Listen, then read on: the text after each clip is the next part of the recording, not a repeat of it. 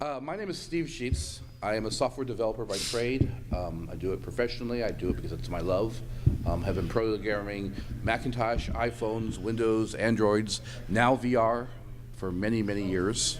This is John Nelson, my good friend, who's also a developer who's been programming almost as long as I have.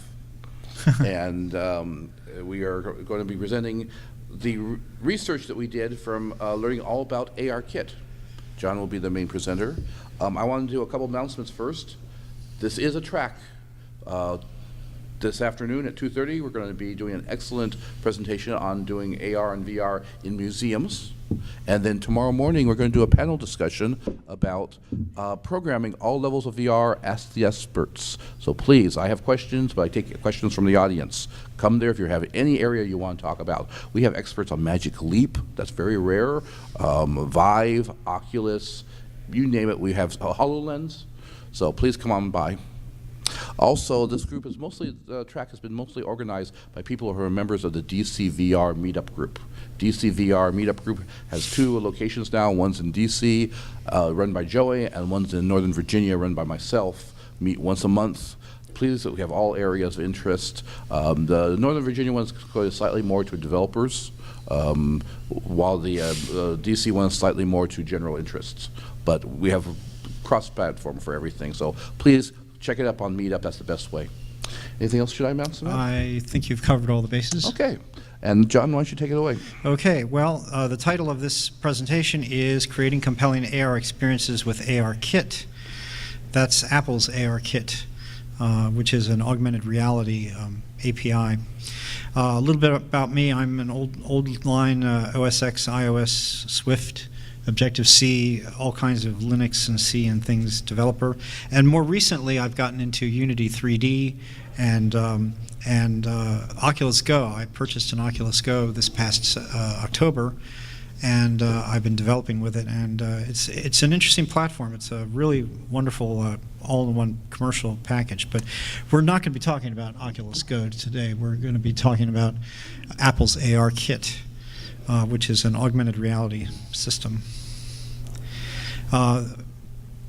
Outline of the talk, it's going to be pretty free form.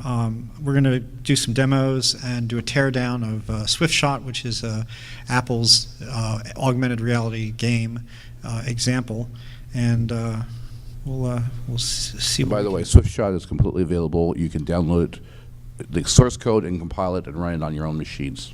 Yeah, it's not available in the App Store though. But you have to have Xcode, the Apple's IDE, to compile and build it, and a mobile device to sideload the apps into. So what is augmented reality? Let's start off with this. If you remember, quite a few years ago, almost 20 years ago, Apple came out with QuickTime VR, which was an inside-out facing application where you could wrap 360-degree worlds around the viewer, and this some think was the original VR AR kind of environment, but really 360 imagery video. More recently, Pixar, I think it's Pixar, has defined a standard called the USDZ standard for object modeling. And this is an outside-in. It can be inside-out, but it's outside-in mostly tool where most of the existing standards for 3D objects right now usually were only either the frame of the object or the skin of the object. There was very few ones that had everything all encompassing in one file. Apple and Pixar wanted very much to have something that could be used as if you were using text to cut, copy, paste, something you could download as a single file and then manipulate. And this was the perfect standard. It was not defined by Apple, but Apple has jumped on it wholeheartedly, and now almost all the other 3D software packages are starting to import and export it.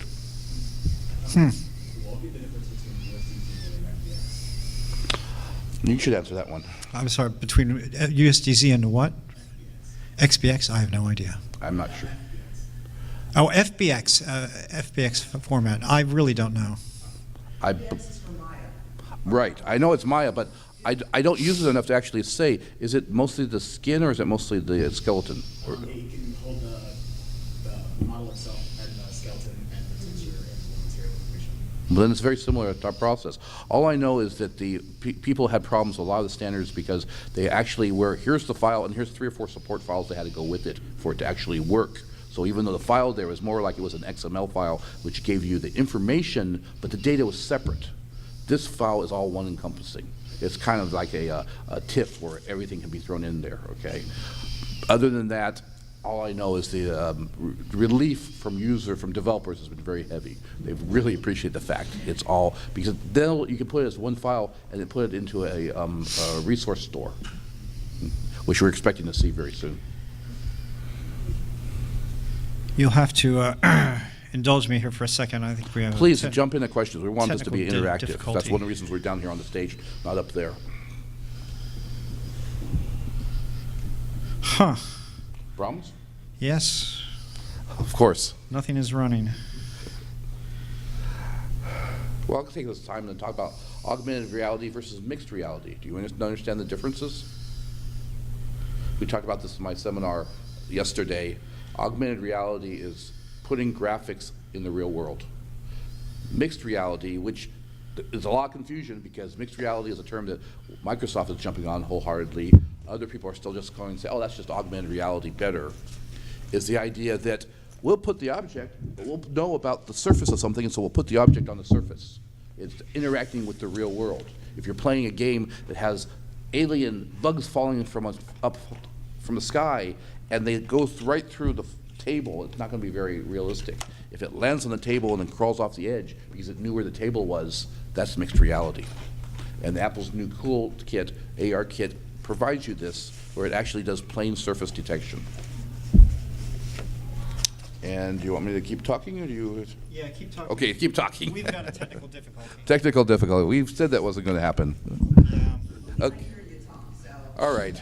ARKit is duplicated in the Android by ARCore. That provides very similar augmented reality. It doesn't provide the advanced features that ARKit does for object identification, which is a real hot topic right now, as well as the plane detection isn't quite as good. Having said that, if you have an Android machine, you can do it. The nice thing about iOS is that everyone has one, and that you can develop it on the Macintosh. Sometimes us Mac developers feel a little out of it because we can't program the Vive or the Oculus. We can do the Oculus Go. Jen did a talk just an hour ago. If you missed that, it's going to be recorded on YouTube about how to program the Oculus Go. That can be done on the Mac. But generally, you have to have a Macintosh to program the iOS. Now, you had a question? Yeah. So recently, a friend of mine showed me, like, I think it was an app made by Nike. I think it was to use ARKit. Basically, it showed like a sneaker in real time. Was that the one with the dancing shoes? I don't know. I saw that demo of that. Okay. So there was a shoe in like his room, but the thing that blew my mind was that the light was reflecting on the leather of the shoe. Yes, actually, it's not reflecting the light. It's doing a real neat trick, and this is a brand new feature of ARKit as of June, I believe. The demo, they had a teapot, and they put the teapot down, and they do a manipulation of the light around it. And so certain parts of the teapot can take the reflection of the surface around it. So you actually, now this is not true ray tracing graphics for us who understand the old ray tracing.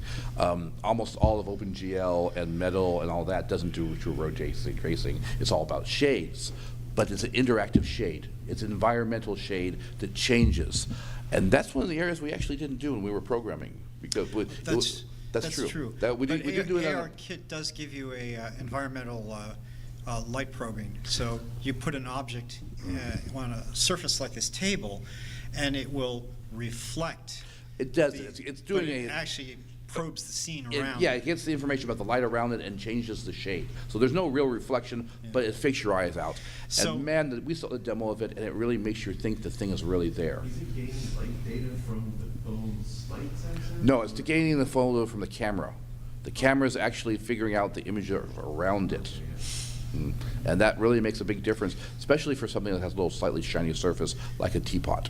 So if I were to put a metal sphere next, or a virtual metal sphere next to Steve, it wouldn't show his reflection, but it would show reflections of the light around him. Right, it would probably show the darkened color of this. In the case of the metal bar, does it do like the longer reflection? reflections? So does it do that, and does it do specularity too? No, it's just doing color shading changes, but that's enough for augmented reality for you to really detect it, okay?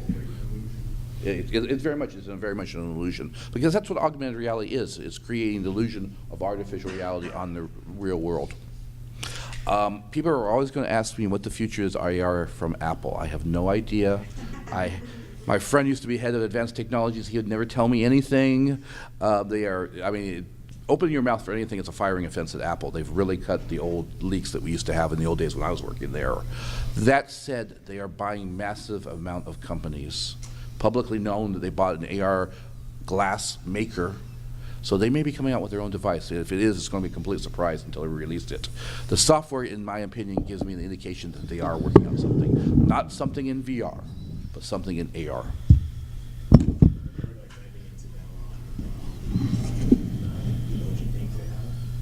Oh yeah, that's emoji. That's face detection.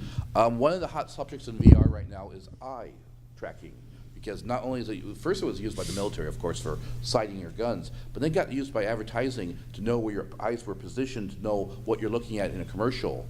We're using it now to detect which way your face is looking so that you can detect what you're looking at. So when me and John are talking virtually in VR chat, we can see facial expressions. And Apple emojis are doing that for FaceTime. Obviously, that would be something that would be useful for AR. But I think you need iPhone 10 to do that. Oh yeah, which I don't own. No, I don't buy the latest of everything. Do you? Oh, I never buy the latest of everything. I always buy the, version 2 when version. As long as we can program it. Okay, did we get to technical difficulty? Yes, I think we're almost there. There's one little microphone positioning issue. Why do we have these little objects out here? Well, we have these little objects out here because the latest version of ARKit can do object identification, which has gotten museums very excited. Well, actually, that's not the purpose of the objects, but Oh, okay. I'll introduce it. So anyway, the USDZ format is an object that you can. There's a website you can download them from, and it's basically modeling. This is modeled on the Apple Mac in preview, in file preview. So there's no application needed. It has all it needs to model this teapot, this teacup, just from the Finder. Safari does it built in. Safari does it built in, and so does the Finder, because they have the CL preview QL preview object. This is so these are examples of early and modern VR styles. This is an example of virtual reality. This is Apple's Fox demo. It's actually a ring-tailed panda, but they call it the Fox demo, and it's pure virtual reality. You can see that the cute little fox is modeled, and he walks around. This is a great example of augmented reality, where I've taken objects in the scene, and this is the Measure app, and it's like a tape measure, a virtual tape measure. So I calculate the distance between these objects. And this is available on everyone's phone who has support for ARKit right now. That's right. This is an Apple application. The augmented part is the square. It can actually identify angles, it can identify distances.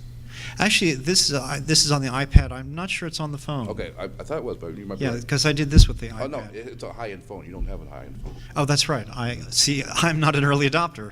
I always go for the version that's 2 versions How back. accurate is it? Well, we're not accurate to millimeter level, but you're definitely accurate to fraction of an inch level. We're going to find out today how accurate this is.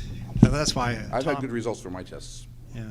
It also, more importantly, can give you really good angles. Determining that. Yeah, the last time we did this at Nova Labs, it was very accurate.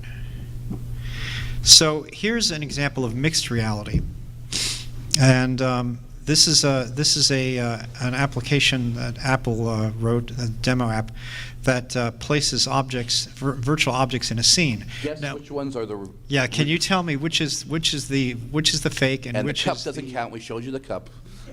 Yeah, that's right. And which is real and which is the fake? Well, The Post-it's pretty obvious. Milk, butter, eggs. The candle's candle's fake, fake. because the hotel wouldn't allow us. And the cup, you've seen the cup. The water bottle is real. The second lamp. The second lamp, We the already small have- the small Look at lamp that. You is thought the second fake. lamp was fake? And we did this this morning in our hotel room. Last night. And he didn't do this with any special software. He did this using The AR, what's it called? I can't remember what the name of Well, it did is. this was your app, or was he using? Oh, this is just one of the program examples that Okay, Apple program. distributes.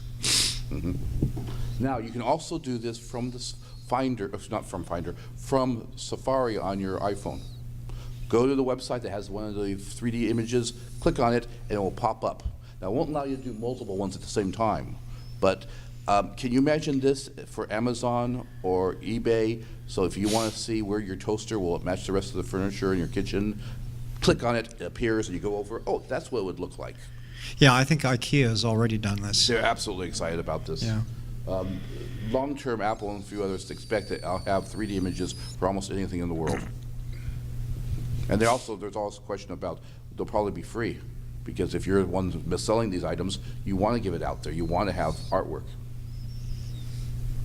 So the takeaway is that there are actually gradations of augmented reality and virtual reality. There's pure virtual, augmented reality, which is reality with augmentation, but then mixed reality, which is reality and virtual reality combined and merged into the same scene. Just want to make sure Apple doesn't use the term mixed reality. They just think of it as a form of augmented reality. Yeah. I like using mixed reality term. John does too. Yeah, I originally heard this from Microsoft, mixed reality. I thought, well, they're just coining a new term because they just want to be unique and maybe, trademark it or something. But actually, there is something to this. Mixed reality implies more of a mixture of different virtual and real aspects of reality, and augmented is pretty narrow. It's like augmentation, annotation, information insertion. Now, we can obviously see the application for games. The important stuff to recognize here is that there is scene and tracking integration. As I move the iPad around, it has to track the view and show the proper orientation of the real world, but also the proper orientation of the virtual world. There's obvious user interaction. If in the tape measure app, I'm interacting with the real world to lay down those lines that measure.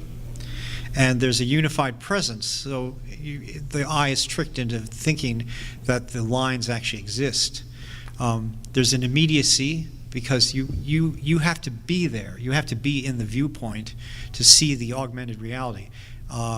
We'll see another aspect of that. It's kind of startling. See, here's the image SwiftShot. right there, and you look above it, it's not there. You look back, Yeah. you feel like a vampire looking in a mirror.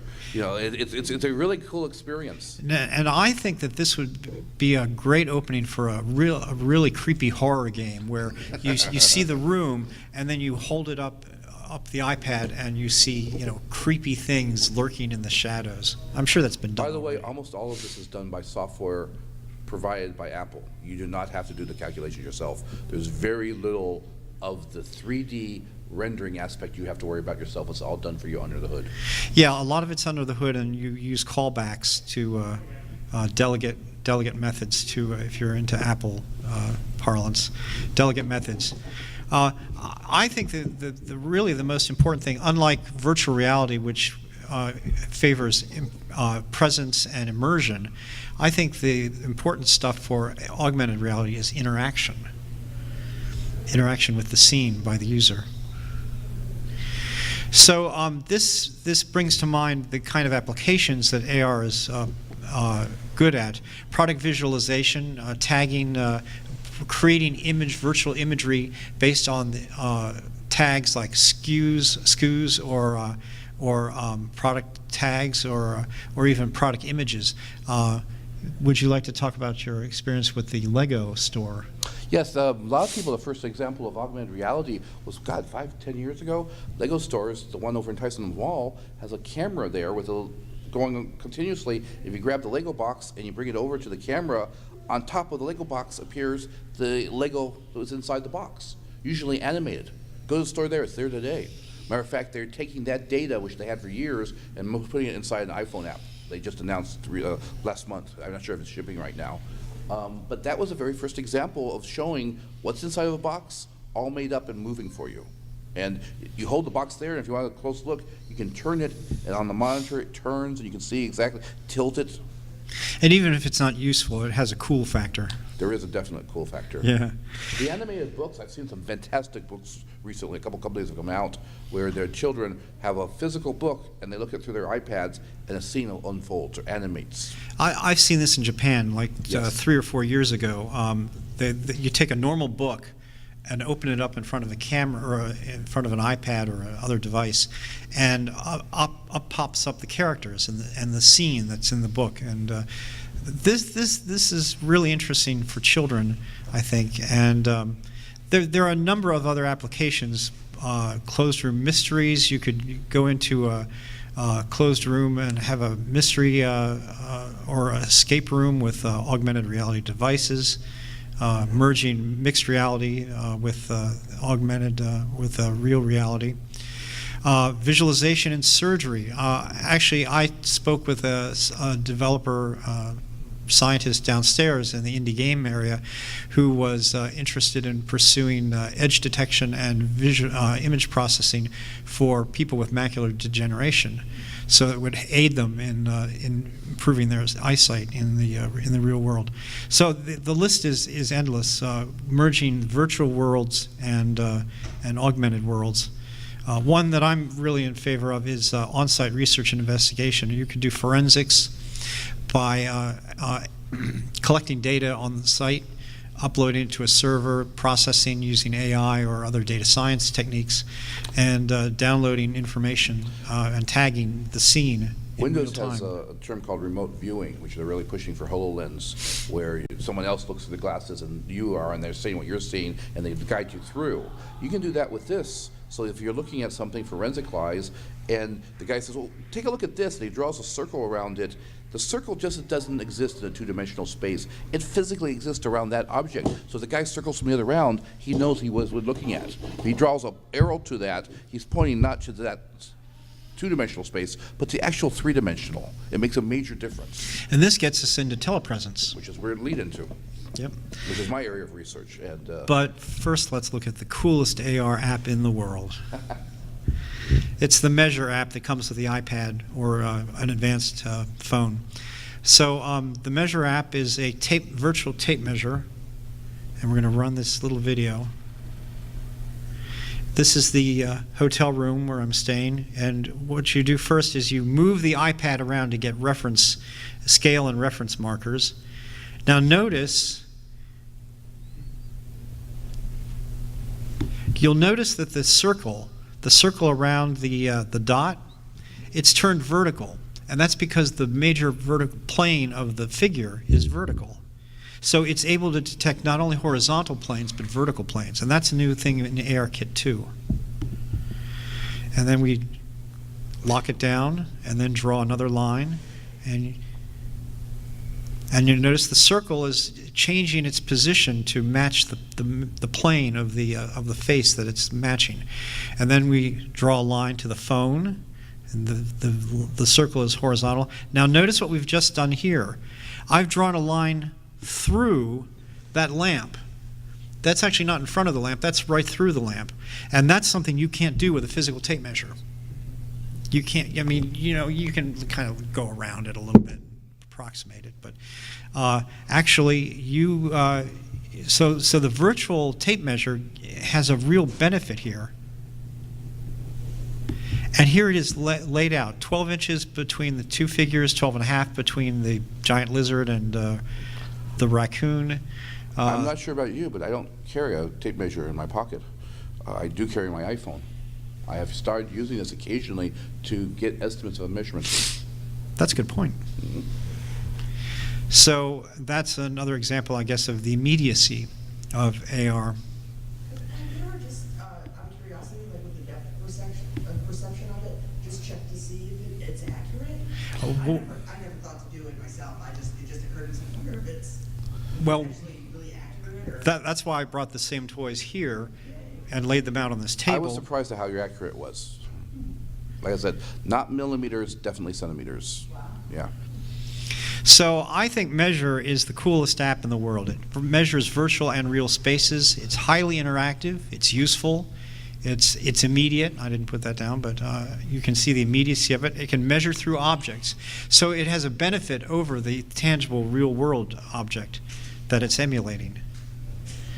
We'll do that. We'll do that later. Yes, let's go on. We'll measure it up. Well, ARKit demos. So we've seen Measure. Let's take a look at, yes. Okay, so we're going to take a look at the Fox game first. Now you're going to have to bear with me as I switch devices. This was supposed to be a seamless process until I discovered that a keynote wasn't working properly. Can you imagine casual games? Some of the ones that are really popular right now, the pops and everything, except instead of doing it on the screen, you're doing it on your table, and other people can watch. I saw a video of one person who played some of those games on the top of a football stadium using the entire football field as his field of vision. So he played a game, I forget whether or not it was a pop or a Tetris type game. I think it was a Tetris type game, using the football field, and virtual objects were coming down and stacking up there. It was silly. Other ones are popular as to type do some of these games on the side of a building. Do you know any companies have implemented mixed reality with products like with a speaker that development? They're coming out. They're coming out.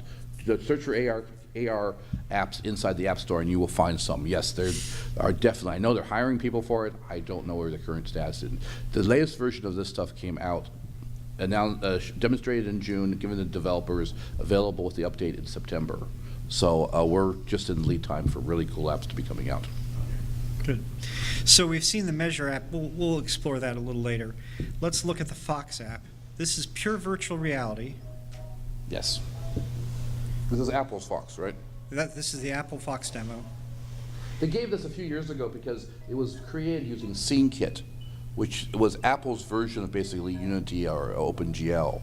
And they wanted to prove that, yes, SceneKit is a fully functional 3D. Now, I'm manipulating this in real time. This is not a video. Yeah. You can see the circle at the bottom left. That's like a game pad, like a thumb pad. So I'm moving the Fox with my thumb. And whoa.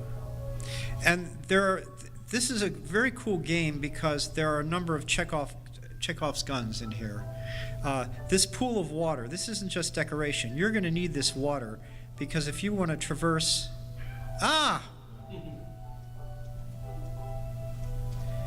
No foxes were harmed in the making of this game. He's on fire. So He's on fire. His tail is on... Ooh. I'm obviously not very good at this game either. There we I'd go. forgotten that I was doing that. Pickups. I like the abstraction of this game, but it's the Notice lighting. the camera view is changing as you move around there. Yeah, okay? the camera view is changing, but it's always a third-person view. So you always get the view from outside, from away from the Fox. And that's important to note. So I got my lotus flower, and I haven't won the game yet, so let's go over here. Da da da da. Aw, who can't Now. love that? Now show them the other one. Okay.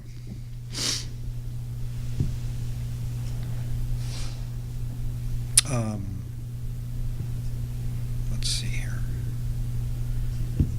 Where's my mind? Okay, now we're going to look at the Fox game with augmented reality. So what I've done is I've merged the Fox with augmented reality. So you'll notice that the camera is now down at the level of the fox. Now, if I can hopefully make this work. So you're moving now? I can see your thumb. Oh, I'm sorry. Yeah. Yes, thumb near the camera on the back of it. Notice as I reposition the iPad, the view stays exactly the same. You want me to move around with it? No, I'm good. You got it. Oops. I just killed one of your microphones. So, yeah. And what's even better is you'll notice the camera position stays behind the fox. You gotta follow it around there. Right, but I have to follow the fox. This isn't the chase cam anymore. So you'll notice that I'm interacting with the scene. I have to if I'm. It has actual physical presence. Yeah, it's as if I was in this I- virtual reality. Most AR apps don't make the object that big. Usually they're smaller on desktop. This one actually makes a huge one. I feel like I'm in the movie Brainstorm. But you can see, and and the tracking is really good. You see? He's at the edge, and it stays at the edge. If he backs up, you could see, somehow you create a huge version of the, I Yeah. don't know how that happened. I'll restart. Nah, it's not worth it. Okay. But anyway, you get the idea. And that is that in order to follow the fox, I've got to follow the fox. And Apple, I did this, Apple didn't, but Apple prefers this. They want something where you're mobile and interacting. As opposed to virtual reality games like Temple Run, where you can get motion sickness from being in the virtual world. In this case, they're encouraging you to interact with this augmented reality. Who here has a fairly well-named game called Pokemon? Okay, Pokemon pushed it has AR. Yes, it was AR. It was not MR. It was AR at first. You just had a picture and you had a stupid Pokemon in front of it. That's all it was. I'm going to say stupid because I'm a Pokemon player and everyone turned off the AR. Yeah. Everyone did, yes. The latest version, which is using ARKit, they added this after the fact. Then the Pokemon now gets placed on somewhere physically. If you get too close from him, he runs away. So you have to do it from a distance, and you move back and forth, and things have depth, they have positioning. This is all due to the ARKit was added to it. It was fun for 5 minutes and then I turned it off. Because it really was just basically putting the graphics on top of this of image of the screen. This is more. This is interacting with it. What's preventing you from walking through the geometry? Nothing at all. Nothing at all. It's completely up to gameplay. Some people will have you physically go through it and they'll be like walking through a wall. Other times the object will beep and disappear. That's kind of up to the programmer's control, what's the best interface. You'd have to add collision physics for the virtual world. Which is not that difficult. All right. Now, for example, we'll wait till we get to this kit. Yeah. Which we're going to do next. Something called AR interaction. Familiar. That's the one that I used for the. My, what we're working on now is more telepresence. Because you can imagine if you're creating something and interacting with it, and someone, like your grandmother in a different place, is also looking through her iPad and sees the things you're manipulating on her table. So you can play chess from like across the country. Absolutely. That's my demo app. I actually a demonstration app. What are you doing now? Well, trying, struggling.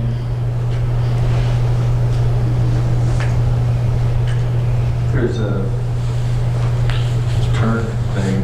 That's the refresh button. Oh, it resets tracking. Okay. Yes, it's trying to determine where a square, a space. We'll just go with the flow. Right. Okay. So here's Steve. Here's a table. Put it on the table. Sorry? Okay, you go ahead. Okay. And here's a table of objects. And I'm going to add an object. Let's put a candle. This is the act that John used in the hotel room. Let's put a cup. And I can reposition these objects too, by the way. If I don't like where they're sitting. Now, this isn't Z-space. I mean, if I put my hand out here over the top, it does Yeah. appear on top of it. That's one of the problems, because it has no modeling of the real world at this It just point. knows about the surface. Yeah, it only knows about surfaces it sees. There we go. But for what it's doing it very well. Let's put the lamp in. Yes, sir. Boom. Do you know if there's any companies or devices that actually have like a depth sensor? Possibly HoloLens. Possibly, no, for actually other objects moving around. And even HoloLens wasn't really designed for things that move like people. It's designed for furniture and such, but it does have more of a depth conception than we do. But even then, there are times when the objects before it will come through it, and they don't know exactly the position. Because the camera doesn't give depth perception. Right. So there's no way of knowing that. Now, it just happens that since the lamp and the cup and so forth on the foreground, Now, the objects themselves have depth perception. You see, one passes in front of the other. That occurs. right, but those are two virtual objects. Exactly.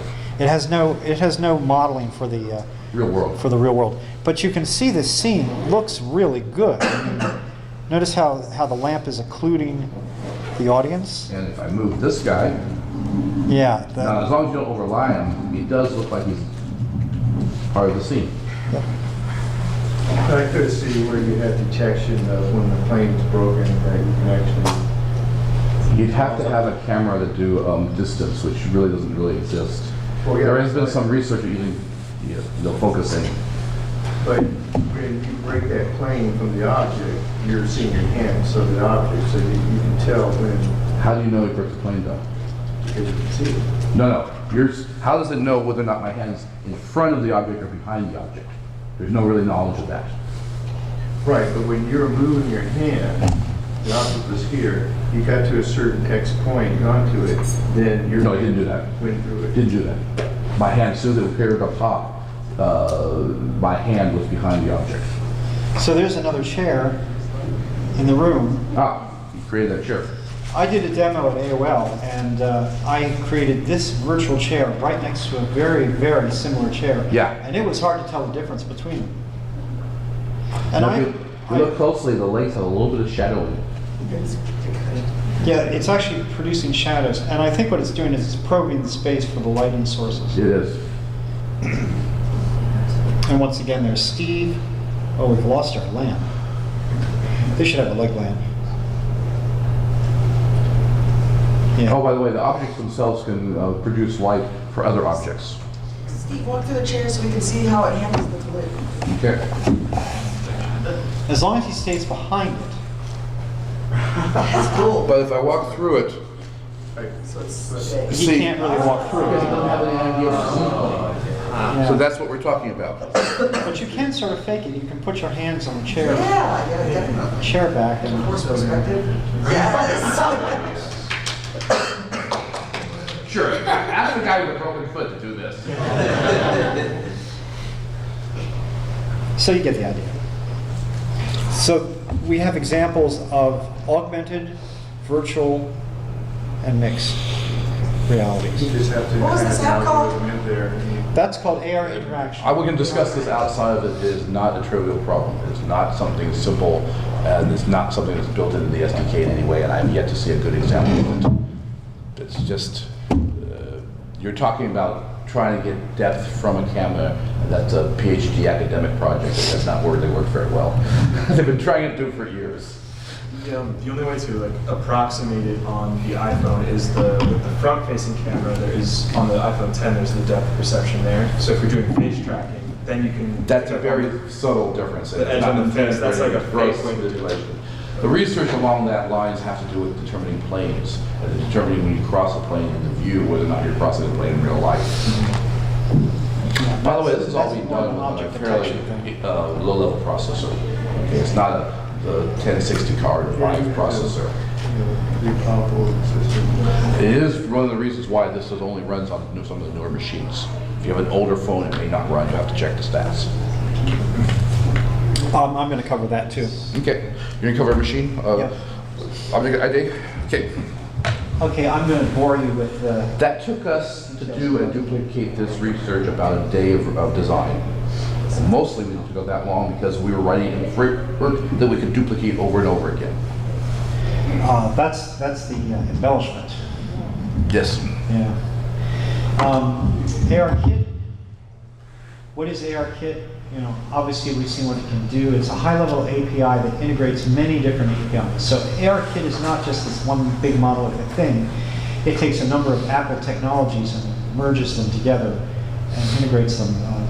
It directs navigation and world tracking. Tracking is very, very important to AR and VR because it's what keeps the cameras and the point of view all in focus, all in sync, so that you have a single point of view, if that makes sense. It is 6 degrees of freedom, so you have obviously both roll, pitch, yaw, but also forward and backward and left and right. If you saw my talk, it doesn't have room scaling. You don't know your absolute positioning in the room. Apple's working on that using plane detection. It's not quite to the level of that yet. Right. Some of the APIs that it integrates are SceneKit, SpriteKit.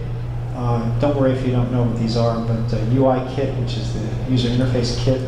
Multi-peer connectivity, that's something new. And ARKit will integrate multiple connections from other devices with your AR world. AV Foundation is media playing like sound and video and that sort of thing. SIMD is single instruction multiple data.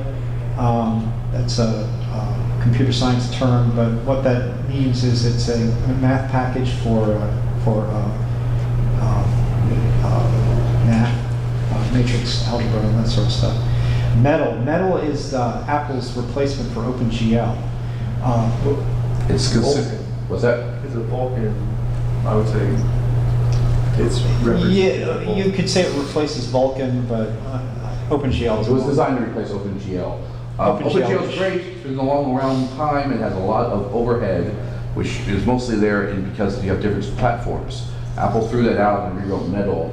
Metal performance supposedly is like 10 times on the Mac and on the iPhone, 10 times doing it in OpenGL. And we're going to see an example of Most people don't care because there aren't actually very few OpenGL programmers anymore, very few Metal programmers. We all work in Unity, and under the hood, Unity on the iPhone and the Mac got replaced using OpenGL to Metal, and the performance went up. And I guess you could say that's a trend, is the movement Yes. towards higher and higher level APIs and frameworks and environments. Is there a distinct benefit these days to digging deeper into Metal to, is there any performance you can get out of it, or high-level implementation? It's not so much performance as that you can do effects. If the effect isn't in Unity, you can't get it. So if you want to do some new effect and you want to go to Metal, yes, you can do some amazing things. I've seen examples of Metal blows your head. That's unbelievable. I saw an example of a field of grass where every single piece of grass was an individual object using OpenCL animated in particle manipulation. So the wind went fly and it blew and they all twittered, yes. And that was 5-6 years ago. So I think if you seen Vulkan, and it's just non-metal versus going through the engine room. Yes. Well, the bottom line is that Unity does support its own shader language. 90% of, probably more, of the people who are doing 3D graphics, 3D games, VR are doing it in Unity or Unreal or high level. Very few people are doing it. Among other things, they handle the tracking part. If you do the OpenGL Metal yourself, without ARKit or Unity, you have to do the tracking. And that's not trivial. Yeah. So everybody is moving towards their own APIs. I would trust Metal just if you're on an Apple platform. I would trust Metal just because Apple wrote it and they know what they're doing. And they have deprecated OpenGL, which means that Yeah, you in the gotta near use it. future, OpenGL will go away. They're not going to support it as of probably the next rev. When you deprecate it, it usually takes 2 revs before it disappears. Right. What does ARKit do? Well, we've seen examples of all of these. Camera and sensory capture, motion tracking, virtual annotation and rendering, navigation, interaction, object detection, location, sharing, and multi-pair. We're going to see that later. And object detection and location, we've seen a little bit of that with plane detection, but true object detection, we're really not going to cover today. Or, Let's talk about it for real briefly for 5 seconds, okay? Okay. Object detection. Two-dimensional objects. Hey, that's like being able to identify a QR code. But Apple went beyond that. They said any object, as long as it's distinctive, can be identified. We, in our research, got playing cards, traditional playing cards. We could tell Queen of Hearts versus the King of Spades. We were hoping to do a Texas Hold'em game where it'd give you the stats. Unfortunately, the detection wasn't good enough to do 2 of hearts versus 2 of diamonds. But they're getting better with it.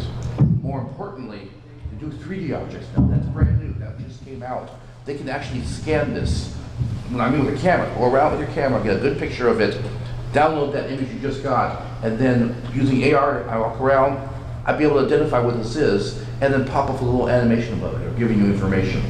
Obviously, museums are going crazy with this idea. Like an Because animation. before, you had to walk around and find the QR code in order, okay, that's the painting. Now we can walk up to the painting, look at it, and it'll tell you what painting it is, or what sculpture it is from any angle. And this is done on the fly. Yeah, We machine did learning. we did our little research sprint, and We had little pops. we had little pop figures, and we were scanning And it works. the robot figure from 6 dimensions, well, 5 dimensions, and it would automatically catalog and annotate it and recognize it when asked. Now, I'm going to mention this for another reason. You can do this within Unity. There is a Unity plugin for ARKit. They'll give you all the tracking. The object identification is something that ARKit has to be done natively. There's no Unity plugin that to do that. There might be in the future, but not right this moment. So, why do I write ARKit directly for doing things like that? I just realized the projector is clipping what ARKit does is up on the wall. Oh, you know that. Oh, you're right. So, Mixed reality. mixed reality. The problem is otherwise it'll be too small when you switch to the iPad. I understand. Yeah. I hadn't noticed it before. Yeah, I hadn't noticed it either. Well, It does kind of look like bad augmented reality, you know. technical glitch. But there are a lot of technologies that, well, I don't know, I'll briefly touch on this later, but there's a lot of technologies involving AI and machine learning. This is bleeding edge stuff. I mean, the ARKit has been around for 2 years, but all the features we just mentioned for plane detection and object detection is brand new. ARKit 2. Yep. And what's new in ARKit 2? Persistence and save world state. This is important because if you want to create an augmented reality, a virtual reality world, you probably want to save it. And you might want to persist it in a real-time manner. So you can I have a friend of mine who's working on feedback. a game board. It's not much difference than having a real physical game, but it's kind of complex. And oh, it's kitchen time, dinner time, clear the table. He presses the button, it disappears. Done with dinner, presses the button, the game goes right back. You see the advantage of that for consistency? Yep.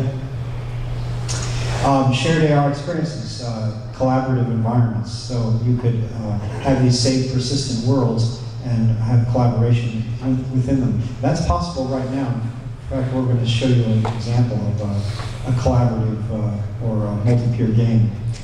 Local light estimation, we briefly touched on that. Someone mentioned it, yeah. We improve the local lighting or the reflectance in local space. 3D object detection, you just touched on that, which is basically in real time, you can use your cell phone or mobile device to scan any one of these objects and then have it recognized. That's beyond the scope of today's talk.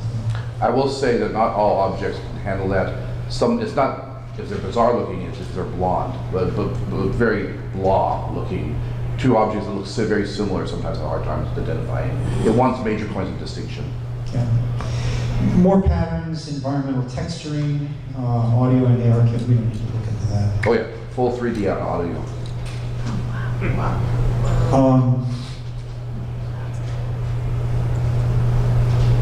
Now you won't get stereophonic sound because it doesn't apply that way. But if you go near an object, far away an object, you can actually change the sound quality.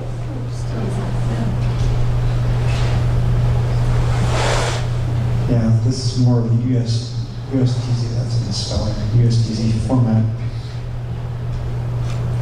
Are you gonna have automated or animated objects that are sitting there? No, I'm sorry, all this can be animated objects. Yes, absolutely. I mean, like a little screen clock or whatever. Yeah, well, we're a little vague exactly how that works, but there are those USDZ files that seem to have animation built into them. Okay. And we're still unsure how to animate inside of our program, but we open the files within the viewer, and the dinosaur is wagging its tail. So Yeah. obviously there's animation in the file format. We haven't figured out how to get at it yet. I think that this is accomplished with the QL preview controller class. Yeah, but I mean, we don't know how to access the data right yet. Yeah, we That's- haven't figured that out. Unfortunately, this is an area that's not really well documented at Apple at this moment, because they're using the tools and they provide you the tools, but to delve into the third-party file format. We're going to skip all the technical code. Yeah, this was actually a 2-hour talk that we gave at AOL. Nova Labs. No, that's too. Yeah. So we're going to take a look now at SwiftShot. SwiftShot is a game that was created by Apple to demonstrate their ARKit technologies, and this is where we have to set up. Let's go switch it. I'm going to move the objects, make it a little easier. Oh, No, good. yeah, you're going to have to move those away. And I have to move the, The ARKit has sound. ARKit has not built into ARKit, but you can use I'm sorry, what was the question? AV Foundation. Like you were saying, this is a sound channel like built into that you can select into. That's a good question. I honestly don't know that. I know the demos have shown it. We didn't actually implement that part. I actually don't know if that's part inherently of ARKit or whether or not that is part of SceneKit. When you're getting, see, you're moving the camera view, and the camera move changes the view of the sound. So I don't think that's inherently ARKit. I think that's the environment you're using. The way you do, have you ever created sounds revive for a 3D sound for most games? You don't really want to have background music. Life doesn't have a soundtrack. Instead, what you do is you walk around and you walk by a jukebox and it's playing a sound, or you walk by a bubbling brook. Those sounds will then change if you get near or far from them. So what you're talking about is pinning an object to a sound source. I believe that's inherently in the environment. ARKit changes your camera view. That changes the sound. Okay. But I don't think that's something we even touched in our research that week. No, we were. All right, I'm going to run this. Let's see. Now, you said you had, I do, yeah. why don't you come join us? Yeah, sure. Okay. Up to 8 players. Cell phone, please. On the same network. That's right. You can't. Connect to the Wi-Fi. Which Wi-Fi are you on? This is the hotel Wi-Fi. Okay, I may need a password for it then. Do we have a hotel password? It's your room number. Do you? I'm actually in a different hotel. Oh. Yeah. I wasn't sure we got the hotel here. This was supposed to be seamless, but John, unfortunately. the hotel doesn't come here. We're in the convention center. Okay. Will a personal hotspot work? Yeah, why don't you give us a personal hotspot? Do that. Why don't you switch to his personal hotspot? Okay. What's his personal hotspot? So the device is Knight, KNIGHT, and then it's just 1QW2, 1QW2 for the password. I wish more people could join us, but this app isn't involved in the App Store. We actually have to plug it into the Mac and download it and compile it. You also have to give it your developer ID.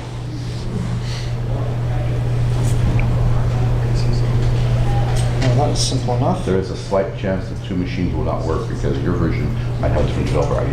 Yes. I've never tested that. Yes, sir. Is the game on the developer site? Yes, it is. And I get to know people. What's that? I'm sorry, sir. Oh, sorry. Let's see if the hotspot is able to open up the camera. It connected up with that. I saw that the device connected. I'm just wondering if the game will communicate that way. You want to host? I'm going to host on this thing. Okay. Generally, get your more powerful machine to host. It uses a join host metaphor where one machine hosts all the other ones. Gee, I can't It see is this. smart enough to handle if one person exits accidentally. Real quick, when you begin developing something like this, like what, I understand Unity and you can export an app using, the ARKit plugin, but like if you're just writing code, like how do you? Xcode. What's the password again? Using Swift programming language. 1QW2. Okay, they just export it as like an actual app. Right. You compile the app and then you download it to the phone, to the device. And even more specifically, when you're making what's called a plist file, which determines all the sort of Boolean values about your app, you can determine, okay, if you need ARKit to run this app, you can actually specify that so that the app won't run on a device that doesn't have ARKit. If you're making an app that has an AR functionality, but there's also a regular UI. You actually don't do a plist for ARKit, you do a plist to say, I need the camera. Right. If the camera is something, Apple new rules on privacy, This guy. to access anything from your app, the user gets, yes, if you've had that, you ask you, can we use your address book? It's 1Q. What's that? Yeah, 1QW2. Incorrect password. It's probably not typing. It's all lowercase. You may Why have. did you do that? Do we have any questions while we're trying to get the machines plugged in there? Okay. Two connections, including your own? Disincluding my own. Let's just see if this works. Yeah, give it a shot. Tom's the one who handles it. Set a connector. I don't trust that. Okay, questions? Let me give you a card, John's also. First. You can find me.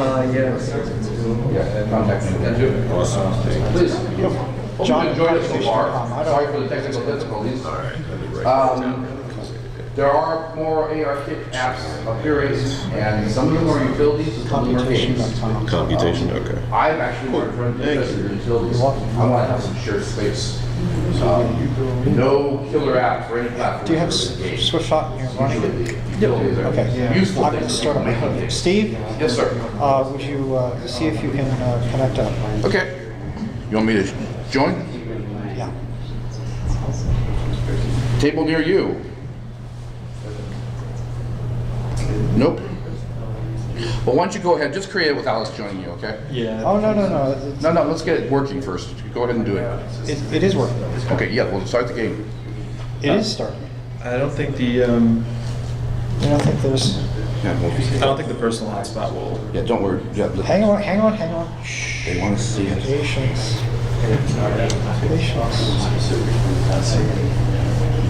Right now, all the developers.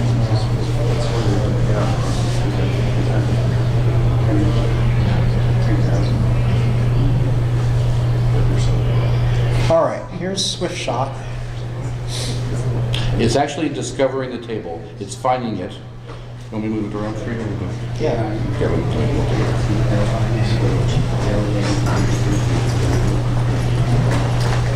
See, it found the table, and there it goes. Well, let's don't just try that again. Scrunch it. Host the game.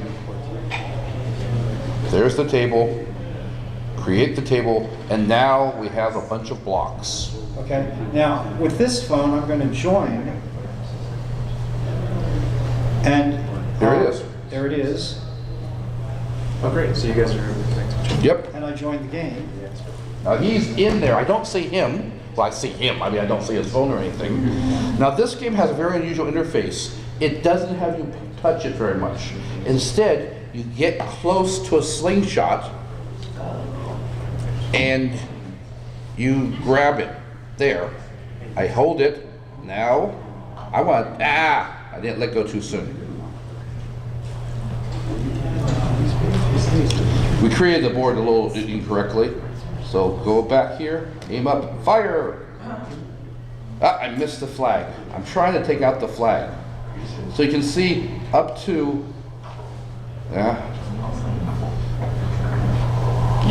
6 flags, so you can have 6 paper playing. You really have to knock things out. Now, if he were to shoot at me to the point and knock me over, I no longer can use it, so we keep playing it. Yeah, I'm having trouble connecting up with the game. It says it's joined, but it hasn't recognized the table yet. Okay, I'm hitting everything but the damn slingshot. You can see, though, that it's...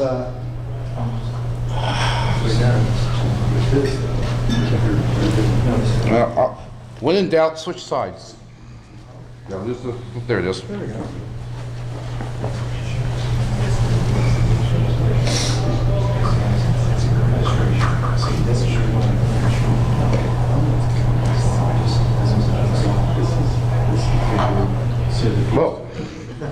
that just ricochet? Yep. Honestly, I think we made the world too small. We should have made it much bigger than the surface area. Yay! I knocked him over. If I came over here now, run over here, one of the slingshots are gone. That's the game. Oh, nice. But you have to complete the game by taking out all 3 slingshots. No, you just keep playing until, yeah, one from one side to the other.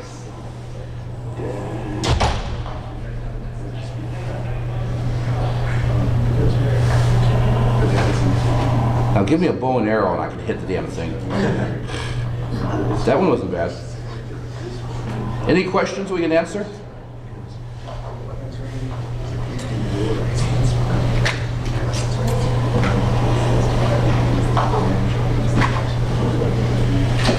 And you can see that it's integrating sound, visual, physics. Here, someone else try. I'm terrible at this. Anyone want to come up and try it?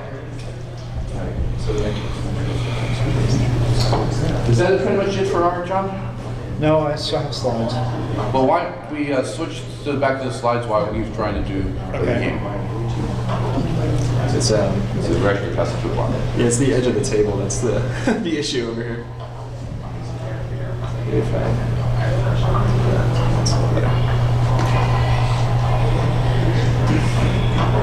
Now, imagine 3 people on each side playing, and 2 other people are running around watching to see what's going on. And that's the multi-peer part of it. Right. Is that several other people can actually be viewers of the 2-person game. And there's a big advantage to that because multiple viewers create multiple reference points for the game. So it refines its synchronization as you go. Now, there's information here that if we were to rewrite the game and give each person an avatar, that you could actually see where they were in their room because they have positional information. They didn't write it that way. Okay? It's possible though. Let me just put that on. That's more in the area of telepresence. Oh, the ARKit also has one of the features, actually GameKit has another feature. It has a voice channel. So if we were to write this and extend it so it could work over the internet, you actually play it at 2 different locations. This game specifically wasn't written to do that, but it's possible. Okay. Any thoughts on Second Life or like Sandsar? Absolutely. SimCity. I'm not sure Second Life would be as good because that's pretty immersive, It's virtual old, reality, all-encompassing. One that puts certain objects on surfaces, yes, that would be very possible. But telepresence-wise, because I Yes. know like Sony at one point and some of the larger companies were doing their business meetings and they had whole corporate structures in Second Life back in I think like the 90s. But now it's Sansar. I don't know if there's still companies' presence are still there. But I know like a lot of the larger companies wanted to do virtual business meetings. So I wondered if that's Truthfully, other devices are probably more than this one. This was more casual, and you'd have to have your thing back and forth. I can't imagine business meeting do that. They'd want a projector or a screen. But we're getting in that area. The big win with this SwiftShot, the reason why Apple wrote this is that they wanted to demonstrate not only interaction with the real world and the virtual world, the fusion of the 2 of them, but they want to foster, you notice how we're moving. We're not sitting there just being immersed. We're actually interacting and moving and adjusting to the At different to levels, the real players world. on different sides, spectators. Each one has a different purpose and a different position. And it models the physics. The physics, you notice, were really accurate. I mean, these feel like physical objects the way They really do. Notice in this video, the round block that falls. Just a second.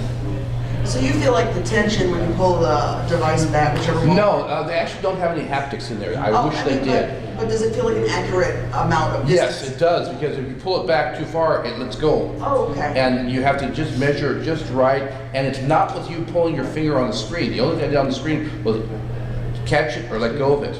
And you also know it highlighted when I got close enough. It would not highlight it unless I was close in range. And that's a physical movement.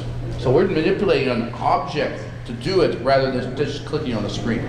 And actually, you don't really need haptics. The fusion of the audio and the visual fools the brain into thinking that you're actually manipulating. I should have brought my AR ball. Yeah, you should have. Oh, you should have, yeah. Okay, That's there's called a product out cross-code. there called AR ball, which is this foam rubber I'm gonna cube. bring it to the next meeting in Northern Virginia. I did last time. I wasn't there that time. The AR ball has 6 distinctive sides, so the software that was written using it knows which side you're looking at. So I looked through my phone, and the ball's no longer a ball, it's a spaceship. And if I turn the ball in the right way, it knows which it's going. It's absolutely the best three-dimensional input device I've ever seen. Because I've worked with three-dimensional input devices, and yeah, some of them are better than others, but this was in my hand, and then where I turned it, it automatically looked. Can you imagine that for engineering? You create something, three-dimensional space, and you want to look at it and really look at it through your camera, it worked. The ball is for like $10. Software is free online. One other thing I want to highlight here is It's for Mirage. the use of shader language. Those flags, you notice those flags waving in the wind? Oh yeah, wow. That's very OpenGL. That's used using metal shader language. So ARKit combines a lot of different technologies. You have, of course, feedback because of the scoring. Any game needs a score. Well, this game has a lot of different technologies. Yes. And once again, we've got all these patterns: world tracking, surface detection, physics, audio, Detection, obviously. multiple referencing. If we had like 4 people, 8 people around here, the physics and the placement would be solid as a rock because you have all those multiple reference points. It has something called AR World, which is all the information about the world in such a manner that it's really easy to transmit it over Wi-Fi using Apple, any transport mechanism. We're actually using PlayKit, which is Apple's game mechanism, but any transport mechanism could, anything over Wi-Fi or cell network. So the future of AR looks really good, and Apple has put a lot of commitment behind it. But you can see that the applications, commercial, military, scientific, are really vast. I'm a big fan of HoloLens. I'm a big fan of what magically may become, but there are not millions of them out there in everyone's pocket right now. We have this today. If you want to look at it that way, there are more augmented reality devices like this out there than all of them combined. Because each mobile phone is an AR device. And the future, the bottom line future of AR, in my opinion, is AI. AI is needed to bind it all together, digest all that data, and shape it in a format that human beings can understand. And AR and VR are forms that humans can intuitively understand. In this instance, we mean machine learning type of AI. How much machine learning and AI with this? Because it seems like it's so computationally expensive, but they're able to do this. There was no AI machine learning in any of the demos we gave you. It's all in the object identification area. Okay. I was wondering how they were pulling that off. And all of the heavy-duty processing is done in the GPU. Yeah. Okay. You had a question? Yeah, Apple is, for me, they usually have like a weird relationship with games in the industry. No argument there. Why do you think they're going so hard on it? That's a guess. I have no idea why they're going hard. Because they recognize AR is not exclusively to games, first of all. It's a new area in general that can have games as well as other things.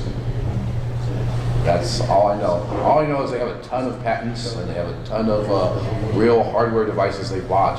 I mean, manufacturing capabilities. I am not going to be surprised if an AR device comes out. We're getting ready for it. Do we want to skip the Xcode Yes, DIY? we're running out of time. Oh, minimum requirements. You need for ARKit 1, you need iOS 11. ARKit 2 requires iOS 12 at a minimum, and you need an A9 or A10 processor, and Xcode version 10 and a modern 64-bit Mac for development. Just say the latest version of Xcode. Xcode's free. There's never an excuse not to use the latest version. Yeah, and if you want to use your iPad or iPhone, probably an 8 or better. Yes. And this is a DIY, but we don't need to do that. I'm going to give you a downside of the ARKit. There's no controller.